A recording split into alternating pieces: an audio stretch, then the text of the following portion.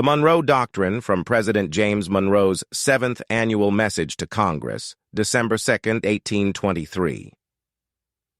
At the proposal of the Russian imperial government, made through the minister of the emperor residing here, a full power and instructions have been transmitted to the minister of the United States at St. Petersburg to arrange, by amicable negotiation, the respective rights and interests of the two nations on the northwest coast of this continent.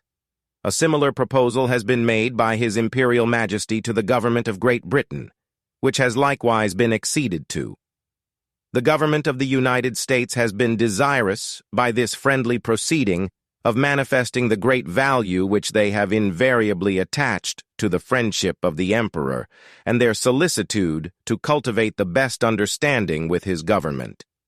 In the discussions to which this interest has given rise, and in the arrangements by which they may terminate the occasion has been judged proper for asserting, as a principle in which the rights and interests of the United States are involved, that the American continents, by the free and independent condition which they have assumed and maintain, are henceforth not to be considered as subjects for future colonization by any European powers.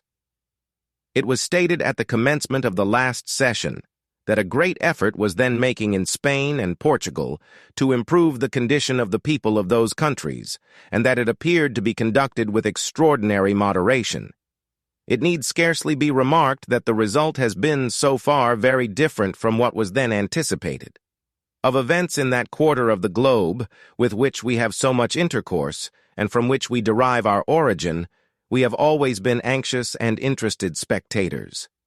The citizens of the United States cherish sentiments the most friendly in favor of the liberty and happiness of their fellow men on that side of the Atlantic. In the wars of the European powers, in matters relating to themselves, we have never taken any part, nor does it comport with our policy to do so. It is only when our rights are invaded or seriously menaced that we resent injuries or make preparation for our defense. With the movements in this hemisphere, we are, of necessity, more immediately connected, and by causes which must be obvious to all enlightened and impartial observers. The political system of the Allied powers is essentially different in this respect from that of America. This difference proceeds from that which exists in their respective governments,